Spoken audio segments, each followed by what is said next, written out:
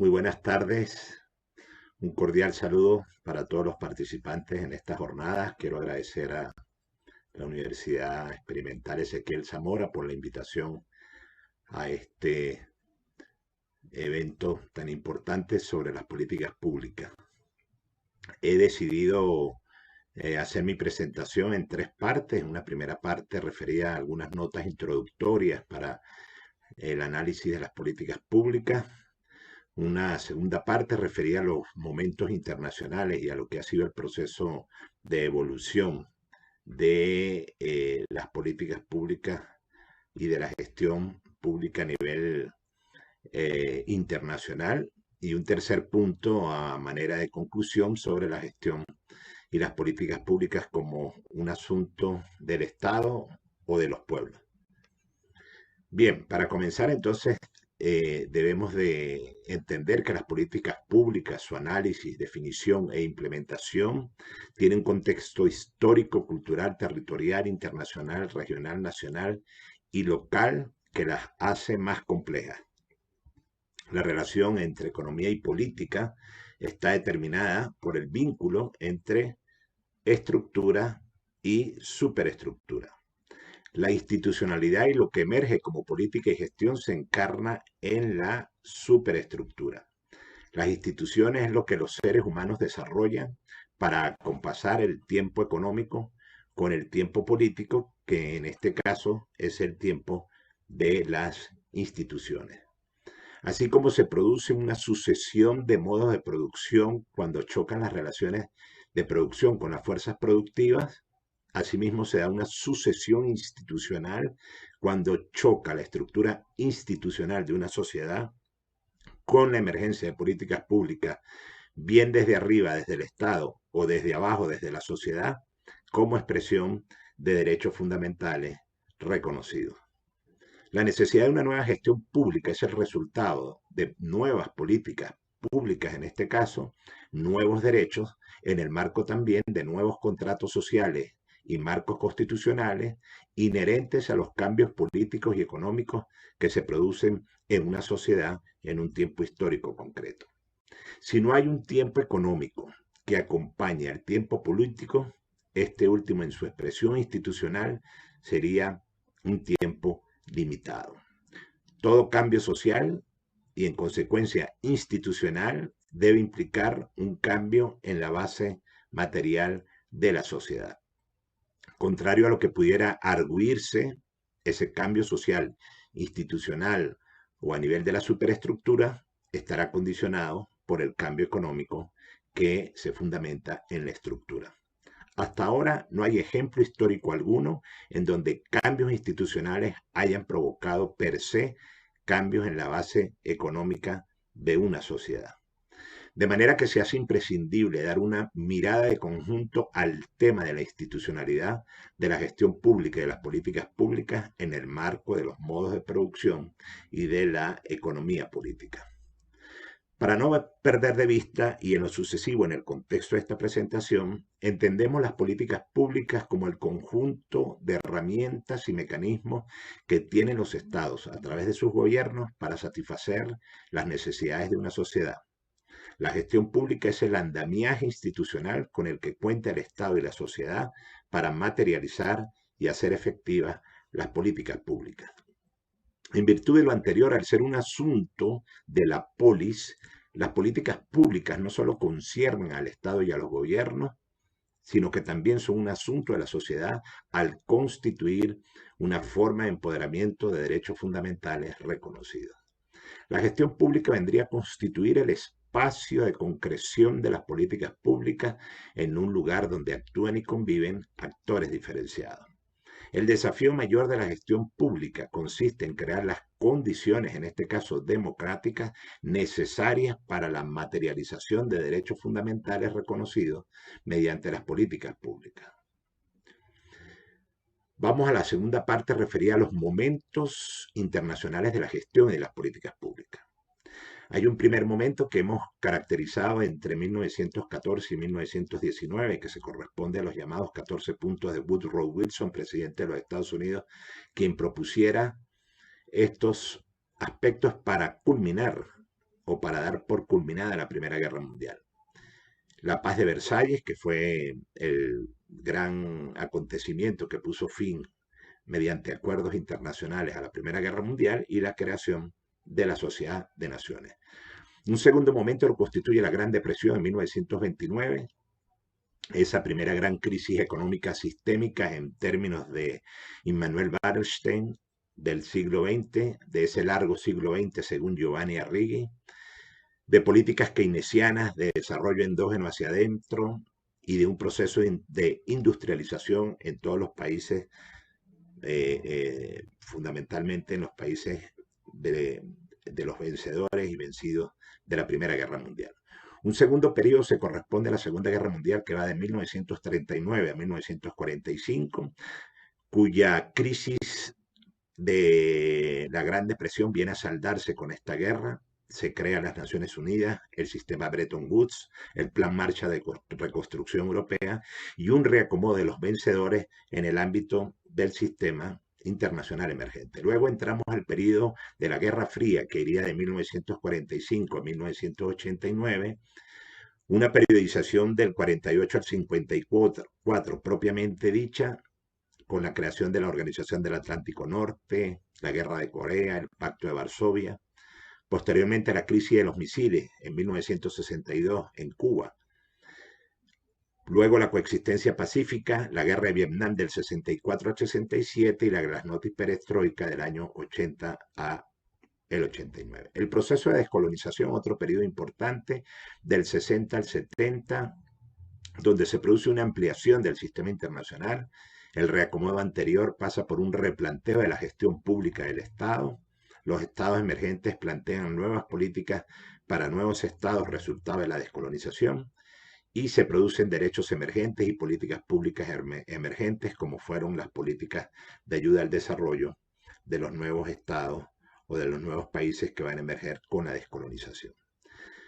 Luego avanzaríamos a otro periodo del 80 al 90, conocido como el de la década perdida, donde aparece la Ronda de Uruguay, la contraofensiva liberal a través de la implementación del neoliberalismo en países periféricos, el fracaso del ensayo neoliberal en los países periféricos y la creación de la Organización Mundial de Comercio, que vendría a constituirse en una suerte de sistema paralelo a las Naciones Unidas. Como señalamos, la Primera Guerra Mundial está caracterizada por los 14 puntos de Wilson, en el cual se plantea la dicotomía entre administración pública y ciencia política. La administración pública es un subcampo del derecho, también es un subcampo de la ciencia política y finalmente se convierte y se constituye en una disciplina autónoma. En el periodo que va de la Gran Depresión a la Segunda Guerra Mundial, podemos resaltar los postulados weberianos de Max Weber, donde la idea del servicio público en su análisis sobre la burocracia vienen a cobrar una fuerza importante para este periodo. El Estado como sistema administrativo versus el mercado con ámbitos de acción diferenciada y la reelaboración de los fundamentos weberianos según Habermas. En el periodo de la Guerra Fría del 45 al 89 y de la descolonización del 60 al 70, damos cuenta del neo-weberianismo, afirmación del papel del Estado como principal agente para la solución de los problemas sociales y afirmación del papel de la democracia como factor de legitimación del aparato del Estado. Asimismo, la afirmación del papel del derecho administrativo como garante de la relación entre el Estado y el ciudadano. En esta misma onda, la afirmación de la idea de servicio es una de las características fundamentales de la administración pública para este periodo. El cambio de la orientación interna de las reglas burocráticas hacia una orientación externa, fundamentada en el servicio al ciudadano, la participación de los ciudadanos en la gestión administrativa y los cambios de controles ex ante por controles ex post, aquella famosa orientación por resultados, y el desarrollo de toda una cultura profesional de calidad y servicio. La nueva gerencia pública o neogerencialismo, el New Public Management, inspirada en la escuela del pensamiento económico conocida como la economía política neoclásica o escuela de Chicago, viene a caracterizar también la denominada década perdida del año 80 a los años 90. Para esta corriente, las formas clásicas de organización estatal contenidas en los postulados de Weber, así como en las políticas keynesiales, constituyen un obstáculo para el aprovisionamiento eficiente de los servicios públicos. Según esta escuela, El Estado debe reducirse al mínimo o bien debe parecerse tanto como sea posible a la empresa privada. El Estado es un factor obstructivo del crecimiento, por lo tanto es mejor dejar actuar a los mercados. El impulso de políticas de privatización y comercialización es una de las orientaciones de esta escuela. La contratación por rendimiento, que se conoce en definitiva como la flexibilización laboral, y los presupuestos por productos versus modelo burocrático de control de ingresos, conocidas como las auditorías, viene a ser otro de los elementos importantes de esta escuela. Para la posdécada perdida, el periodo que va de 1990 al 2011, lo hemos denominado el de la gobernanza y el neoinstitucionalismo. La gobernanza se define como la manera en que se ejerce el poder en el gerenciamiento de los recursos económicos y sociales de un país para el desarrollo según la definición del Banco Mundial. Componentes de una nueva noción de gobernanza son la forma de régimen político, el proceso de gerenciamiento de los recursos y la capacidad del gobierno para planificar, formular, implementar e implementar políticas de Estado, es decir, de políticas públicas. El neoinstitucionalismo da cuenta de la renovación de una de las teorías sobre las instituciones. El Estado es importante en las funciones para promover el desarrollo económico. El Estado debe tener la capacidad suficiente para la construcción de un sistema de regulaciones y seguridad jurídica que asegure estructuras competitivas y mercados eficientes. En este mismo periodo y para esta misma escuela, la gobernanza y en consecuencia el neoinstitucionalismo restituye la noción de lo político en el ámbito del desarrollo económico. El comportamiento apropiado, appropriate behavior, contribuye a que los individuos que formen parte de las instituciones coadyuven a orientar su acción social. Una burocracia pública, profesional y eficiente es necesaria para sostener el marco institucional de una economía de mercado. Las instituciones del sector público deben fungir como espacio de resolución de conflictos y finalmente esta corriente propugna que una nueva forma de gobernar puede y debe basarse en la configuración de redes políticas en torno al gobierno. La gobernanza y ayuda para el desarrollo, lo que hemos llamado entre la posguerra fría, posdécada perdida y democracia pendiente, plantea el impulso de una democratización y emergencia de regímenes pluripartidarios o poliarquías, la condicionalidad política de la ayuda para la cooperación por selectividad política, la cual se va a fundamentar en el gerenciamiento financiero de los países, el estado de la protección de los derechos humanos y el nivel de democratización de la sociedad. Finalmente, lo que hemos denominado los límites del Estado, la crisis del neoliberalismo, la emergencia de los progresismos, el extractivismo como detractor de la ecología, de la interculturalidad y de las nuevas institucionalidades, ese periodo que va del 2011 a los años actuales, ha estado determinado por las políticas públicas emergentes desde abajo, el bottom-up versus el top-down, y la gestión pública pendiente, creadora de condiciones democráticas necesarias para la materialización de políticas públicas diferenciadas en contextos disímiles, regionales, nacionales y locales. A manera de conclusión, la gestión y las políticas públicas es el resultado de los distintos momentos por los cuales han transitado las propias relaciones internacionales a lo largo del siglo XX y lo que va del siglo XXI.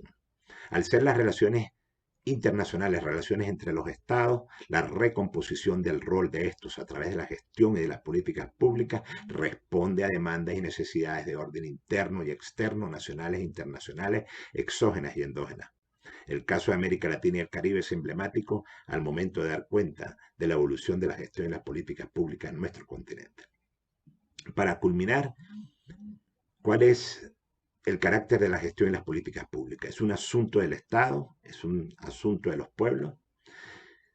Hoy en día se plantea una necesidad de nuevas lecturas, interfaces entre lo público, lo institucional e internacional en un área, la administración pública, que se ha convertido en una necesidad imperiosa en tiempos de transición política y democrática.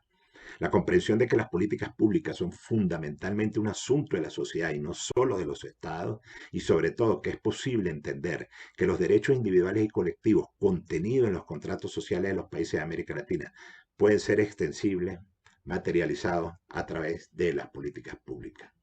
Para el caso de América Latina es clave precisar los momentos de inflexión históricos que marcan el punto de partida para la comprensión de la gestión de lo público. Analizar los procesos de modernización, contemporaneidad de los países que aún pendiente puede dar cuenta de una base material que va a ser recurrente en la historia de la administración pública como sustrato de las dificultades para implementar reformas en el Estado. El ejemplo de ello han sido los saltos explosivos de países agrícolas que han transitado hacia países petroleros y extractivistas y con ello toda su pretendida institucionalidad. Por contemporaneidad, para oponerlo a modernización, entendemos el proceso mediante el cual las exigencias sociales se acompasan con la emergencia de nuevos derechos, los cuales a su vez se materializan en el contexto de políticas públicas emergentes en ámbitos institucionales deliberativos en construcción. La noción de contemporaneidad trae implícita la sincronía entre cambios sociales y emergencias institucionales acordes con dicha ruptura en el marco de derechos nuevos. Es así como, si se ha concurrido a un proceso de centralización de la industria extractivista, es porque lo mismo ocurre con el modelo de Estado que se pretende construir y en consecuencia con las instituciones administrativas por nacer. El llamado subsidio estatal petrolero extractivo que ha caracterizado algunos sistemas políticos y económicos de América Latina, en particular de los países amazónicos, sigue deformando la relación entre los actores nacionales, estatales y no estatales, públicos y privados, gubernamentales y no gubernamentales, entre otros. Basado en la idea de una reforma administrativa inconclusa, su impulso en un país tendría que dar cuenta de un cambio de la estructura base material o de un cambio de Estado. El enfoque neoinstitucional nos permite delimitar claramente entre una necesidad de cambio y una adecuación de las instituciones. Asimismo, plantea la importancia de diseños institucionales, reglas de juego, que incidan en el comportamiento de las personas y de los grupos a la par de la tradición y de la cultura. De acuerdo a lo propuesto por Habermas, en cuanto a que la administración es el proceso de realización de valores previamente fijados en un mundo de hechos contingentes, nos preguntamos, ¿qué es lo transversal en el recorrido histórico de la gestión de lo público en el continente? ¿Acaso se puede hacer una sistematización o paralelismo entre cambios mundiales y su incidencia en el ámbito doméstico que lleven a caracterizar en función de lo contingente los distintos momentos de reforma en la administración pública en América Latina? Y ya para culminar, ahora sí, algunas conclusiones para investigaciones futuras y pendientes, sin pretender sucumbir ante lo evidente. ¿Por qué otra administración pública es una necesidad en América Latina? Por ejemplo, ¿por qué si la reforma administrativa en América Latina ha sido un proceso político de avance hacia la modernización o contemporaneidad del Estado, hoy en día continúa siendo un asunto pendiente? Proponemos algunos ámbitos de estudios para desarrollar en tiempos de transición y como líneas de investigación futuras: políticas públicas del cambio climático, políticas públicas interculturales, políticas públicas ambientales, ecología política de la gestión intercultural y economía política de la gestión de lo público. Muchísimas gracias de nuevo por su amable atención y